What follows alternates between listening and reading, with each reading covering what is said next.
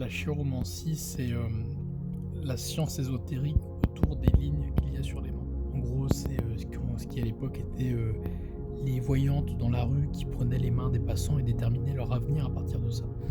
Moi, j'ai étudié ce sujet-là et c'est intéressant parce que c'est beaucoup plus minutieux qu'on le pense.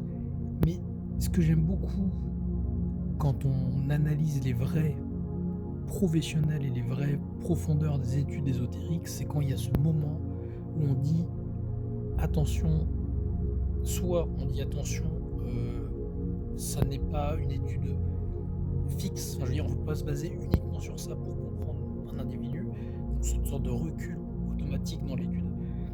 Et aussi ce phénomène de ça peut changer. Et ça, je l'avais pas sur la chiromancie.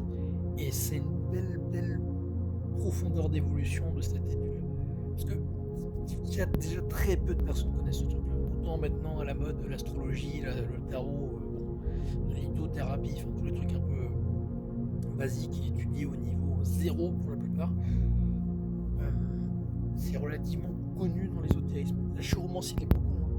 Mais ce qui est intéressant, c'est que depuis que je connais ça, donc j'ai pas mal creusé le sujet, c'est hyper minutieux, hein, qu'on soit d'accord, on parle pas juste des lignes, on parle bien de la composante des lignes, de leur longueur, des lignes qu'il y a dedans, leur profondeur, les différentes formes qu'on peut avoir à côté d'elles, leur rapport entre elles, enfin bref, il y a plein de petits points à prendre en compte qui sont super intéressants d'ailleurs. Et moi ce que j'aime bien, et c'était l'objet de ma vidéo, c'était un peu le côté ça bouge.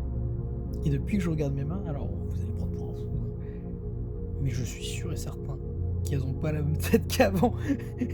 Et là, je me suis mis dans la tête tous les peut-être potentialiteurs qui vont voir cette vidéo, dire ouais, tu dis n'importe quoi, c'est pour ouais, tu te fous, effet Barnum, gna gna, t'as vu ça, du coup t'y crois parce que t'es débile, paranoïa spirituelle, gna gna gna.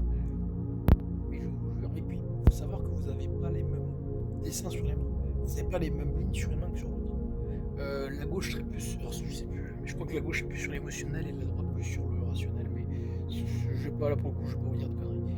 Par contre, je vous jure que des lignes bougent. Et on peut voir ça aussi comme un côté où, de la même manière que quand tu bouges certains éléments de ta tête, ça suit sur ton corps, mais c'est valable dans l'autre sens. Par exemple, si tu te dis je vais manger mieux, attendez, ça me casse les couilles. Si tu te dis je vais manger mieux, tu manges mieux, ton corps te remercie et tu vis mieux, ton intestin va mieux, ton microbiote va mieux. À l'inverse, si tu as mal là-dedans, mais que tu manges mieux sans forcément le vouloir, automatiquement tu vas mieux dans ton ventre, donc tu vas mieux dans ta tête. Une sorte de vase communicant partout. Et de la même manière, d'un point de vue intuitif, tu as un destin qui est relativement fixe, on pourrait dire, mais le fait de travailler sur plein de choses, sur ton corps, sur ta tête, sur ta volonté, sur plein de choses, ça redessinerait donc les mains. Et de la même manière, prendre soin de tes mains pourra peut-être avoir un impact sur ta tête. Là, je m'emballe, hein, mais c'est des hypothèses. Mais en tout cas, c'est intéressant.